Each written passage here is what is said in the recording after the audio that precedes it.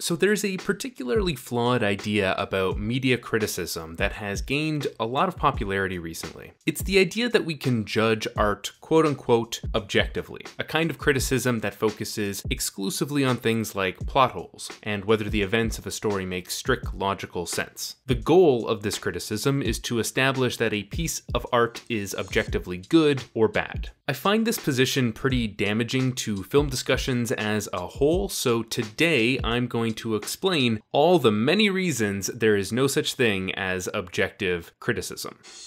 It's going to take me quite a while to get there, so I just want you to hold on to this one idea before we begin. The Dark Knight, the movie every film bro keeps on a shrine at his bedside, has more plot holes than virtually any other movie you can name. Just hold on to that real tight because we'll come back to it. So first, let's get the semantics straight. You can make objective statements about art. Star Wars was written by George Lucas, there are spaceships in it, the main character is Luke Skywalker. These are called facts. You enter subjectivity the moment you make a qualitative statement about those facts. George Lucas is a brilliant writer. These spaceships are cool. Luke Skywalker is well written. These are what's called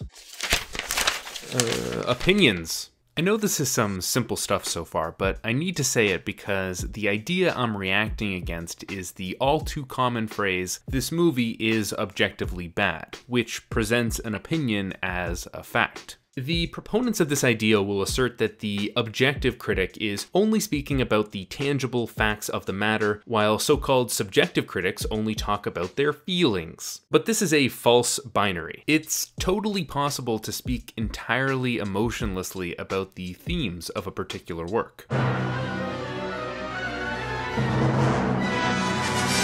For instance, I could say that the original Star Wars film is about why nature is superior to technology. And I could point to the climax where Luke puts away the targeting system and embraces the Force, and that doing so helps him defeat the technologically superior Empire. Nowhere in that analysis have my emotions factored in, but I haven't described an objective quality of the film either. I've used evidence from the text to support a position, and in the process I've revealed something about my subjective perspective. But someone else could say the scene isn't really about nature versus technology, it's about atheism versus religion. The rebels won because Luke had faith, while the Empire lost because they belittled religion. Your sad devotion to that ancient religion has not helped you conjure up the stolen data tapes, or given you clairvoyance enough to find the rebels' hidden fort.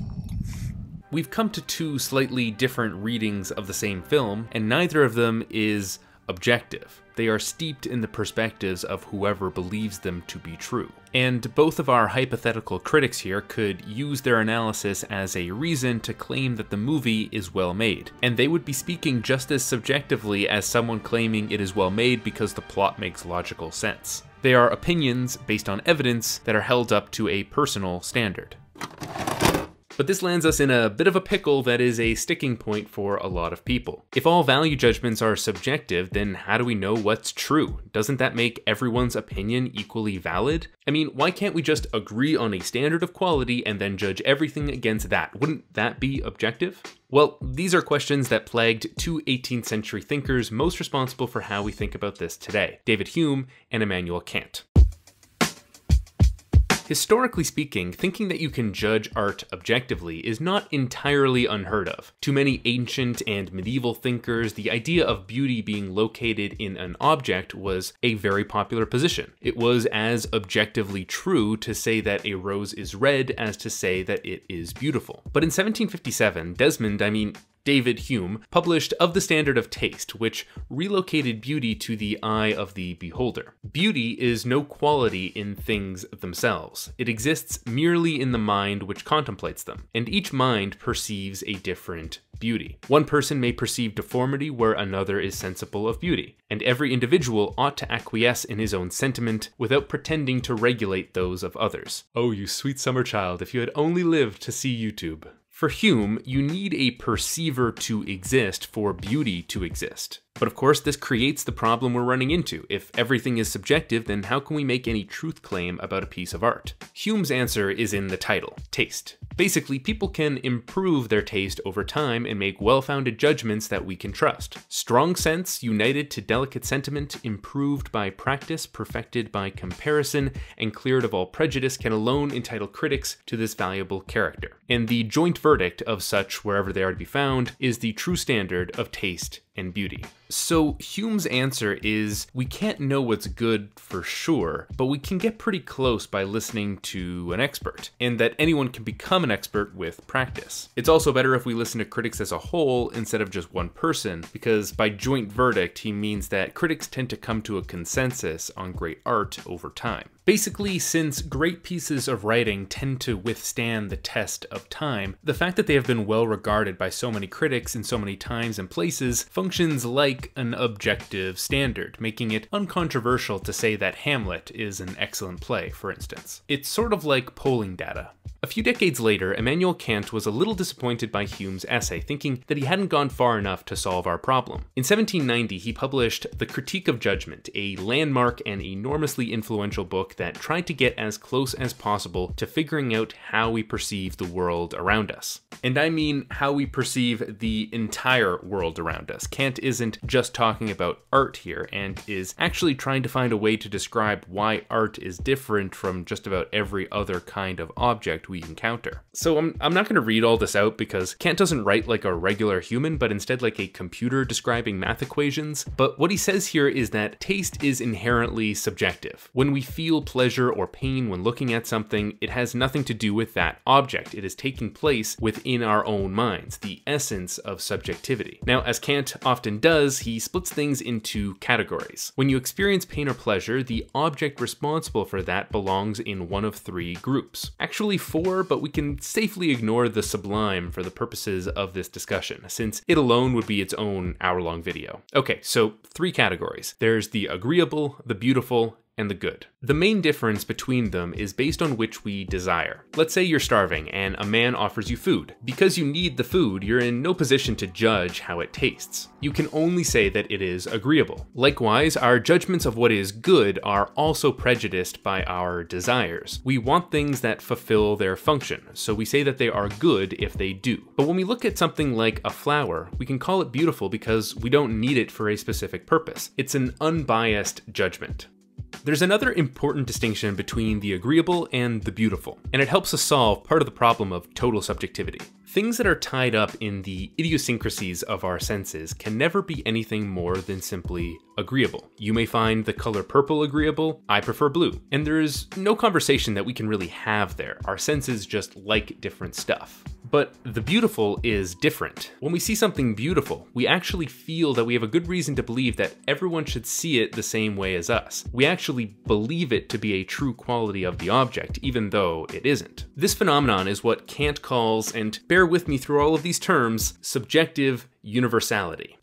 Yeah, that is a big weird phrase. So I know what you're thinking. This sounds like an oxymoron. How can something be universal if it is subjective? And I hear you, but Kant is using this phrase to talk about the fact that while we can't irrefutably prove that we are right about something being beautiful, what matters here is the fact that we feel like we have a good reason to believe that other people should agree with us. We have a justifiable opinion. It's in this space that all conversations around art take place. So, to recap Kant's theories so far, taste is inherently subjective. However, to talk about the beauty of something, you can't be biased towards it. You cannot need it or see practical value in it, and the terminology of the agreeable lets us set aside totally abstract personal opinions from those we think should have universal validity. Hoo boy, that is a lot of stuff. Kant is literally the most difficult literary critic to figure out. But there is one more distinction to clear up, and it's between the beautiful and the good, and I think this one helps to explain the impossibility of objective critique. I said earlier that things that are good have a specific purpose, and we can say objectively whether or not they are good at achieving that purpose. The weird thing about things that are beautiful is that while they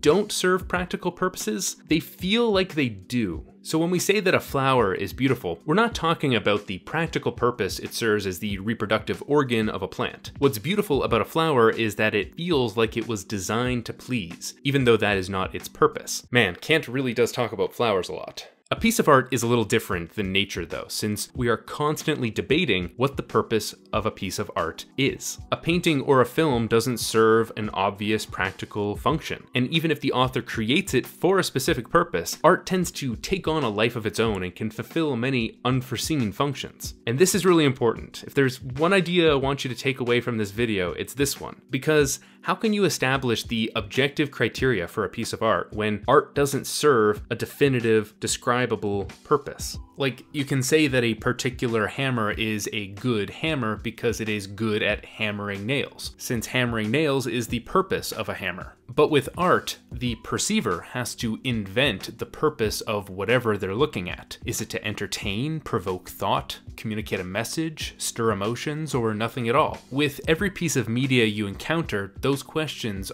are up for debate. So if your criteria for a story is whether or not it has logical consistency, if that's the box you need checked to have a good time, that's fine. What I'm arguing is that implicit in that belief are a lot of assumptions about what the purpose of a piece of art is. For instance, you may believe that movies are primarily about escapism, and so anything that takes you out of the narrative is an enormous flaw. There's just nothing that makes that belief any more correct or incorrect than any other assumption about what art should be. So whenever we critique the quality of art, we first make an arbitrary assumption about what its purpose is. Then we invent criteria to decide whether that purpose is achieved, and it's only after that that the analysis proceeds logically.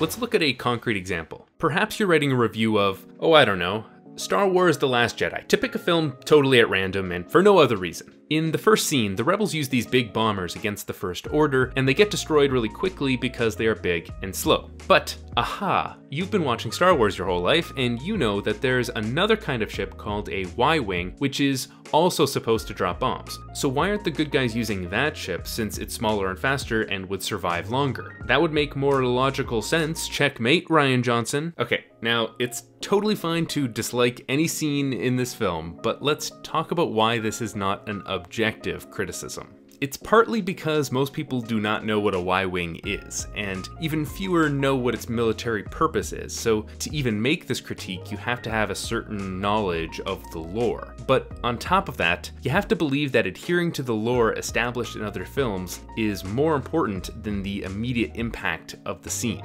The fact that the bombers are big and slow is a nonverbal way of communicating an idea to the audience. It justifies in our mind why the ships are destroyed so easily. Whichever side of the argument you land on, it's simply a personal preference, and it's based on a bunch of beliefs about which aspects of a story are more important than others, even though none of them are inherently more important than the rest. Artists are constantly faced with these kinds of trade-offs, where they can choose to sacrifice the logic of a scene to a degree in order to improve other qualities of the film. Here's another Star Wars example that is the purest version of this. It's often said that the first Star Wars film was saved in the edit. You can check out Rocket Jump's video for more on that. And one example of the editing changes to the film is that the original edit lacked the ticking clock elements in the finale. Instead of the Death Star being moments away from blowing up the Rebel base, which imbues the scene with an incredible amount of tension and makes the heroes feel like underdogs, the original ending had them being the aggressors. The Death Star was just hanging out in space somewhere and the rebels went and blew it up. But changing the ending introduced a handful of plot holes. Leia says that their ship was being tracked, and yet the heroes foolishly lead the villains directly to the rebel base on the moon of a planet called Yavin. The Death Star teleports into the rebel base's solar system, but on the other side of the planet, meaning that they have to wait to blow up the moon base when they could have just teleported right next to the moon.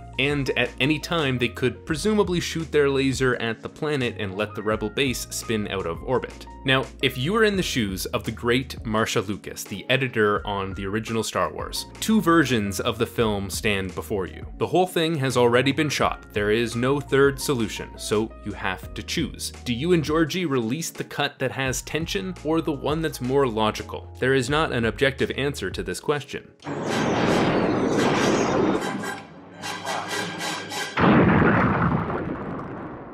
This may all just seem like a semantic grievance, to insist that the terminology of objectivity versus subjectivity is wrong here, but I think it's more important than that. Implicit in the terms is a hierarchy, the idea that objectivity is better than subjectivity, and that we have to agree on what something is objectively first before we can even get into subjectivity. The terms empower those who want to end discussion rather than those who want to encourage it. Okay, so up until this point, I've been arguing about why it's impossible to say whether a piece of art is objectively good or bad. And if you want more on this, I recommend checking out Jack Saint's video on this topic, which just came out last week and touches on a lot of stuff I haven't talked about here. But I also want to speak more broadly about why the things that are typically brought up in these kinds of discussions aren't as important as they are often treated. Mainly, plot holes. And I want to make the case for why, in my opinion, other kinds of criticisms are, from my perspective, just plain better. Now, a lot of great, smart people have already talked about this too. I recommend checking out Patrick H. Willems' video on it, as well as Film Crit Hulk's essay. The point I want to make about plot holes is this. They are usually not the real reason people didn't enjoy a movie. There are almost always deeper and more personal issues with a film that prevented people from connecting with it, which aren't as easy to identify or articulate as plot holes are. But plot holes are very easy to explain, and since you didn't like the movie, and the plot hole is a problem in the movie, it's very easy to fall into the trap of saying you didn't like the movie because of the plot hole. And I believe this because there are a bunch of movies with a ton of plot holes that pretty much everyone really likes. Remember what I said about The Dark Knight a million years ago when this video started? It has more plot holes than any movie you can name. The Joker's plan makes no logical sense in virtually every scene he's involved in. It requires him to have information he couldn't possibly have, move things to places they couldn't possibly get to, or need literally months of planning despite the fact that he claims that he doesn't plan anything. Money doesn't burn this fast. What happens at the party after Batman jumps out the window? How come none of the bus drivers are alarmed that one of them drove into a bank? And how did the Joker still get away with this? Why does a cop stand inside the cell with the Joker when they already have him safely locked up? Since this creates the risk of a hostage situation, which is exactly what happens. Can you really get a fingerprint off a shattered bullet? How did Batman build the supercomputer while everything else was happening? Why is Batman so worried about not killing the Joker when he very clearly kills several people in this very movie? You could literally talk for hours about the logic in this movie not adding up.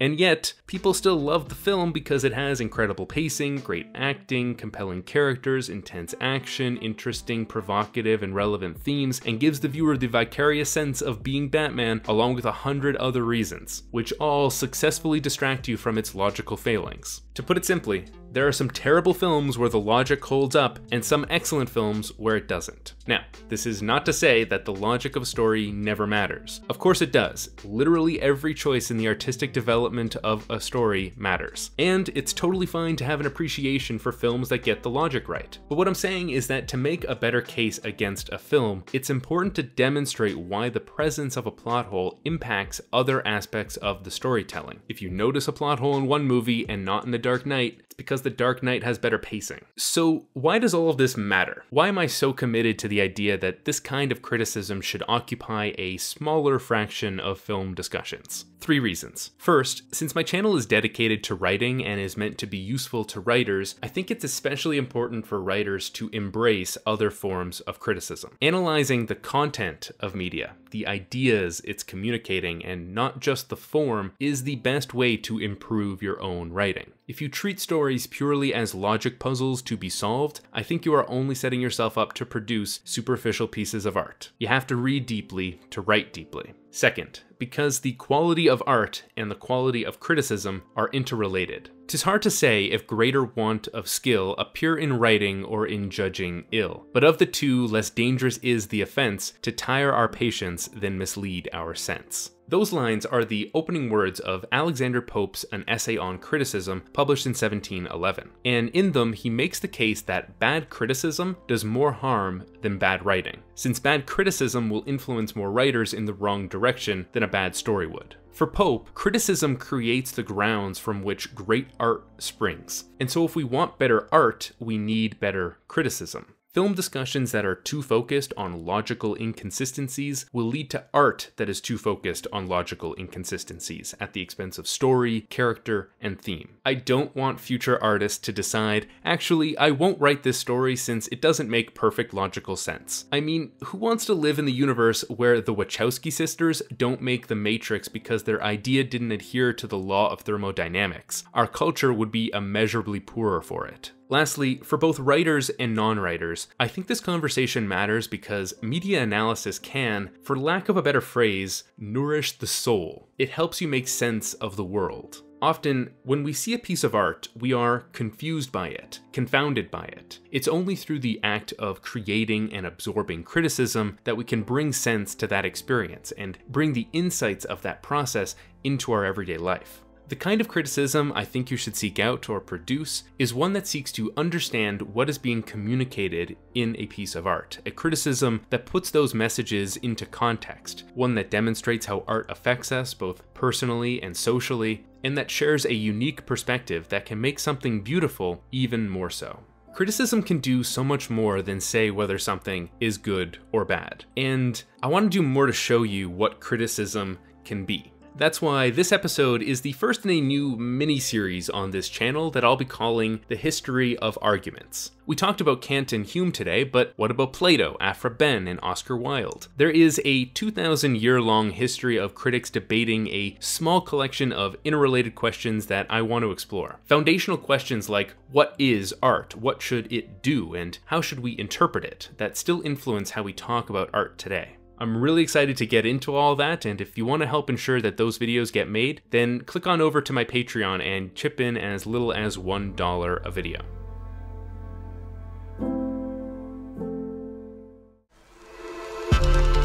So, if you've seen my other videos, then you know that this one looks very different than my previous work, what with all these hand-drawn animations and stuff. I hope you like the new format because it really helps me free up what I can talk about in these videos. And making the videos look this way meant that I had to pick up a few animation skills, so it's fitting that this episode is sponsored by Skillshare, since that's where I learned how to do this stuff. Skillshare is a great place to learn new skills and has over 25,000 online classes to choose from. If you're looking for help with animation, then I recommend checking out Jake Bartlett's courses about After Effects. The first 500 people to click the link in the description of this video will get 2 months of Skillshare for free. You can also sign up for a premium membership to get unlimited access to all of their classes. Thanks for watching, everyone, and thank you to my patrons for supporting these videos. Keep writing, everyone.